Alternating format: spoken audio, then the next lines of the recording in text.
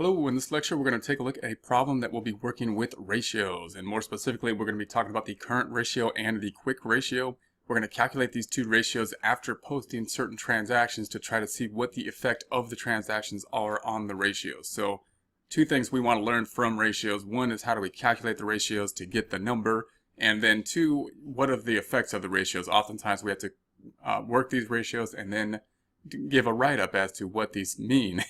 And if we look at some journal entries and see how they will affect the ratio, then that can tell us some idea of how we can interpret what the ratios will mean. So we'll start off with two of the most common ratios, being the current ratio and the quick ratio.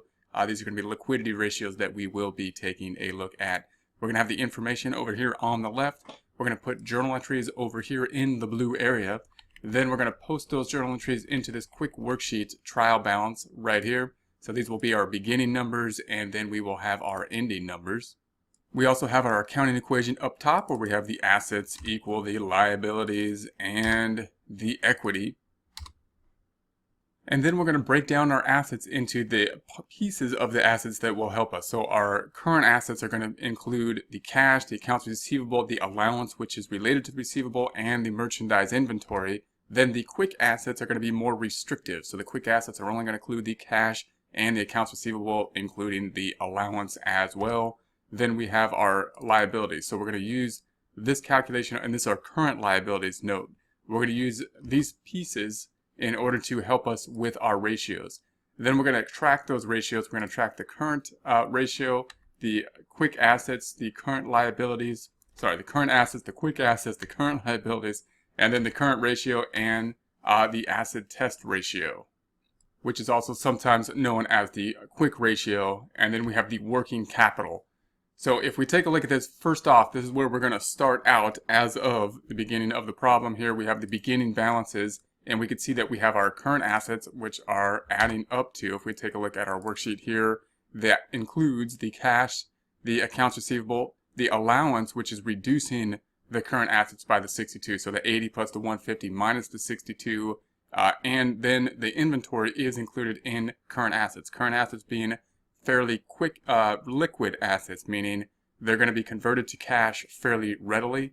And that is why, of course, machinery would not be included in current assets. So then we're going to have the quick assets, which of course will include the cash, the accounts receivable, the allowance. We're not going to include the inventory in this case because we're restricting it to a more restricted and more liquid type of accounts. So the current assets then add up to that 300. The quick assets add up to the 168. If we take a look at the current liabilities, we only have one liability now, and it's going to be accounts payable. The definition of a current liability, remember, is that it's going to be something that is due within a year. Arbitrary number, we just kind of picked a year as an arbitrary number, but the idea being that we want to pick some kind of shortened number so that we can see if our current assets and our quick assets are liquid enough. Do we have enough liquid assets that will be convertible to cash to, of course, pay off the current liabilities, which are going to be due within a year. And then we can calculate our ratios, and you can see what the ratio is looking like at this point. It's going to be the current assets over the current liabilities, or R6 over T6. If we did that with a calculator, of course, we would just be taking the 300,000 divided by the 120,000. That gives us our 2.5, which is this number here. Notice we're not representing it as a percent here. We're representing it as a decimal, 2.5. What that means is, of course, if we take this number over this number, this is what we're going to owe within a year. This is kind of like what we have in order to pay it in somewhat liquid form, being current assets. Then we can pay this balance over 2.5 times with those assets. And again, those assets aren't just cash, of course, because we don't have enough cash to pay off the current liability, but we do believe that the receivables will turn over hopefully in like 30 days, and that the inventory will be sold and turn over in a relatively short time as well. And therefore, we should have enough current assets hopefully to pay off those current liabilities, and they will be converted into cash in a short enough time. Now, if we're worried about how short the time will be, that things like the receivables will turn over and the machine and the inventory will turn over. So if we want to have a more restrictive test, we could say, I'm not just going to take the current assets here, I'm going to take the quick assets. And quick assets will be more restrictive. Notice that they are now eliminating the inventory. So now we're only talking about cash, we're talking about receivables, things that should turn over within 30 days, depending on what type of business transactions we have. And therefore, we've lowered the numerator, and the denominator will stay the same. So the numerator is now at quick assets, and the denominator is still at the current liabilities. Therefore, this number will always be less than the current assets. So the quick assets will always be a smaller number, and it's going to be the 1.4. What we're taking are the quick assets, 168, divided by the current liabilities, 120. That gives us the 1.4. Again, what does that mean? Well, if we limit the assets down to just quick assets, more liquid assets, then we can pay off the liabilities of 120,000, which are due within a year, 1.4 times, a whole time over, plus 40% of it more, again, over the top of paying it off an entire one time, and that's what that number needs. It's always going to be less than the current ratio because it's a more restrictive measure. And then we've got the working capital, which just means that that's going to be the current assets minus the current liabilities. So notice that the working capital is going to be a nice number to use within our company, so we can see how much money we have, or how much current assets over current liabilities we have at any given point in time. However, it's not as useful when we're comparing to other companies that may have different sizes than us. So ratios like this are going to be helpful for us to compare to, say, like if we're a small hamburger business and we're comparing ourselves to McDonald's, we can look at their current ratios and do some type of ratio comparison, whereas it's a lot more difficult. Wouldn't make sense for us to use numbers such as the working capital to compare, because their numbers are out of proportion. That's the idea of ratios. That's the idea of ratios going to be included in many, many different things whenever we're trying to measure something. So the idea of ratios is really important when we're trying to measure the performance of many different areas, not just accounting, but the performance of job performance and stuff like that, sports performance, all these types of things. Going to use ratios. So now we want to take a look at some transactions and see what's going to be the effect on these ratios here. So we have these transactions over here. What we're going to do is hide a few cells first so we can see the information as close together as possible. I'm going to hide column G over to K. So I'm going to put my cursor on G, left click, highlight over to K, let go, right click on the selected area and hide.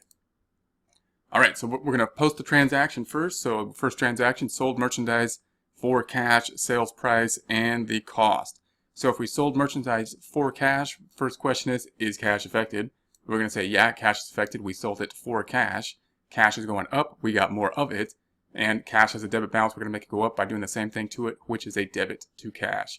So I'm going to copy the cash. I'm going to put that on top. Right click, paste it, 1, 2, 3. The date being 5/1. We sold it for 110,000. We're also going to credit something, 110. I'm going to represent credits within this worksheet with a negative number, 110000. Notice that we don't have any brackets or commas. We're just going to hit enter. There it is. What's going to be the credit related to the sale? That is going to be revenue or sales down here. So we have sales, revenue has a credit balance, and of course we're going to make it go up because revenue always goes up by doing the same thing to it, which in this case would be another credit. So I'm going to copy the sales. I'm going to copy that, going to put that underneath, right click, paste it, 1, 2, 3. So that's the first half of the transaction that we're talking about, and that deals with, of course, the 110. Let's post that out and then start thinking about the inventory.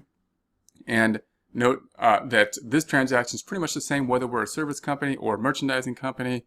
And the second half, of course, will be different because that's when we're dealing with inventory.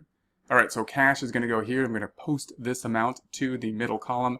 We have the beginning balance. We're going to see what happens in the ending balance. We are in N6. We're going to say equals, point to the 110 here. That's a debit. This is a debit. It's going to make it go up in the debit direction to 190.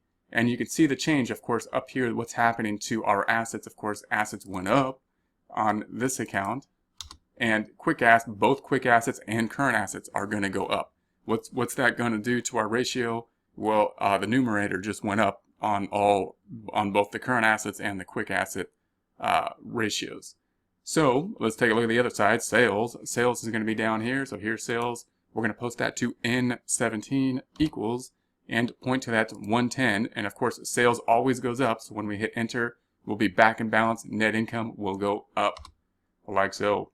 Okay, and of course that's not going to affect our current assets or our quick assets. So there's no effect on our journal entry from the posting of the sales. Our ratios that we're looking at, the current ratio and the quick ratio, are looking at the liquidity, the balance sheet for the most part. Now we're going to post the second half of this, which has to do with inventory. So inventory is what we sold. Here's inventory. It must have gone down. So it has a debit balance. We need to make it go down. How do we make something go down? We do the opposite thing to it as what it is. It's a debit, therefore we're going to credit it. So I'm going to copy this. I'm going to skip a line, skip another line, and then put it on the bottom, right click and paste it 1, 2, 3. Inventory is going to go down by the cost, which is the 70. I'm going to put it as a credit of a negative 70,000. We're going to debit something in relation to that. So I'm going to put a negative of this number. That's what the debit's going to be. And the debit then is going to be an expense related to us consuming the inventory in order to help us generate revenue. And that's going to be called cost of goods sold. So it's our biggest expense that doesn't have the word expense in it, but it's the cost of goods sold. Notice expenses all have debit balances. They generally only go up. The way we make something go up is we do the same thing to it, which in this case would be a debit. So we're going to debit cost of goods sold. So I'm going to copy cost of goods sold. We're going to put that up on top in C9, it's right there. And we're going to right click and paste it 1, 2, 3. All right, so we're going to post this one out. So cost of goods sold. Here's cost of goods sold. Here it is down on the trial balance. We're going to post it to N18 by saying equals, pointing to the 70,000, bringing the cost of goods sold up. Cost of goods sold always goes up like all expenses. Puts us out of balance, and it's going to bring net income down. So notice the effect we have on the income statement. It went up by the 110. That's increased because it's a credit, minus the 70, net amount of 40 increase from this transaction on the income statement. Now we're going to post the machinery, merchandise. Merchandise inventory is going to go down. So here it is. We're over here in N9. N9 equals, we're going to point to that 70. It's going to go from the 132 down to 72,000. That will also put us back in balance. And also note that I recorded this transaction with 2 journal entries, even though they happen at the same point in time. If you see some textbooks that will put them together and put 2 debits on top, that just recognize that that could happen. In my opinion, it's better any way that you can see what the audit trail is better than putting the 2 debits on top. Therefore, it's easier for most people to look at this and say, okay, the cash is related to the sales and the cost of goods sold related to the merchandise inventory. So now let's analyze our transactions over here. So this happened as of 5/1. And we're just going to put our information into this worksheet and see what's going to happen as we go. What was the change that would happen to our current assets? Well, our current assets now are at 340. So we're going to say current assets are at 340. And what happened to them? The cash obviously went up and the merchandise went down. The cash went up by more than the merchandise went down. That's why the current assets went up by the 40,000. Then the quick assets, here's what the quick assets include. Notice they do not include the inventory. So the quick assets actually went up to 278,000. Liabilities, no effect on the liabilities, so that's still at 120,000. We've got the current ratio. So the current ratio, remember, is going to be the current assets of 340,000 divided by the current liabilities, 120,000, and that's going to be 2.8333, and so on. Yes, that's a good application. So I'm going to do that with a formula here. We're going to say this equals the current assets divided by the current liabilities, and we can see it went up. Notice it's being rounded now to 2 decimals. That's going to be common. Also note that Excel really has in this, if we go to the Home tab, Numbers group, and we increase the decimal to really that number in Excel. So if you use this to calculate other numbers, note that if you put it in a calculator at